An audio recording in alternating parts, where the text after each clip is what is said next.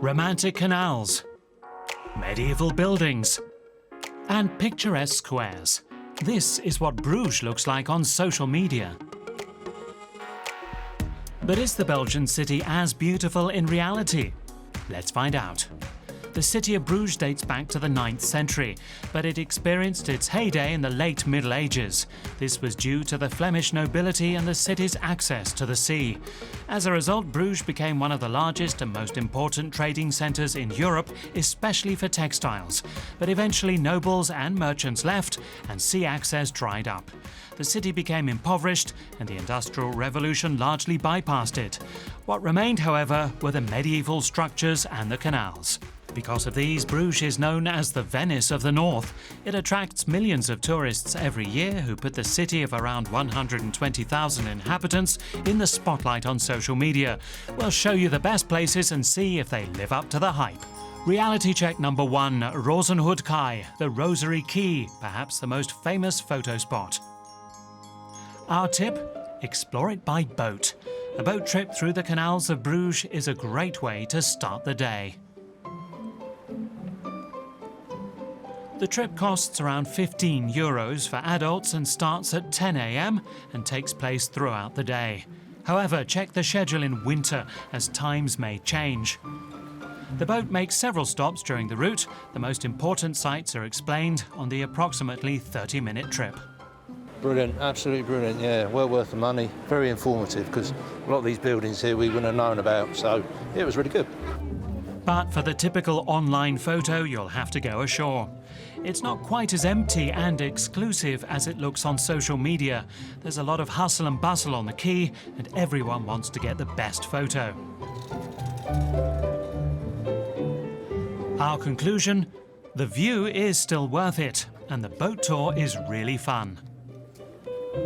Especially when the weather is nice. Reality check number 2, the market square in Bruges.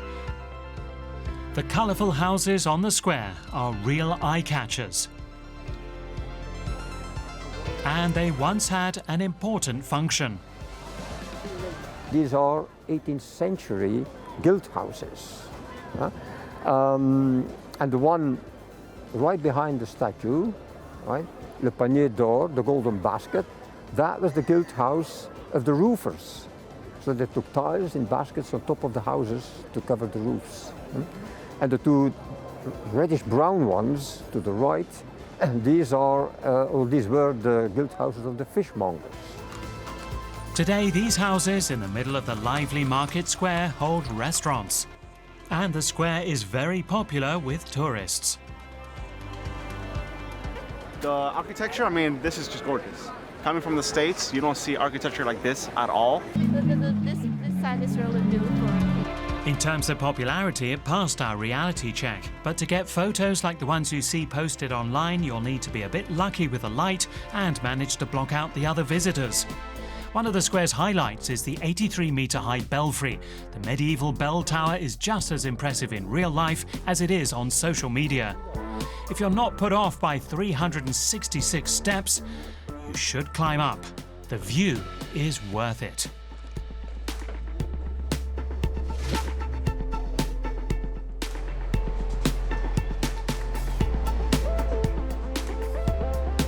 You can see the medieval architecture of Bruges very clearly from up here.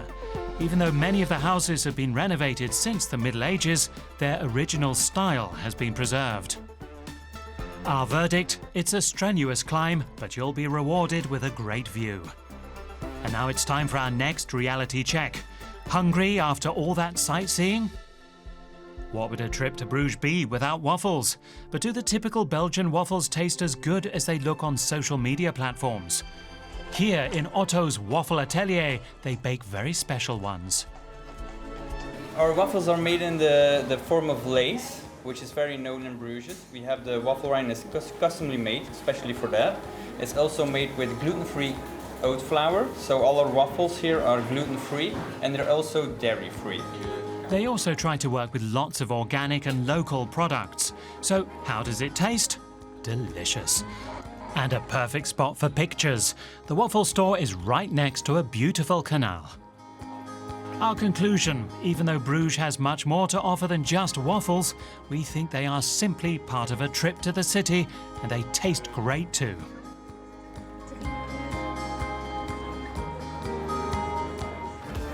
Bruges impresses visitors from all over the world. It delivers what it promises on social networks, even if you need a bit of luck with the weather.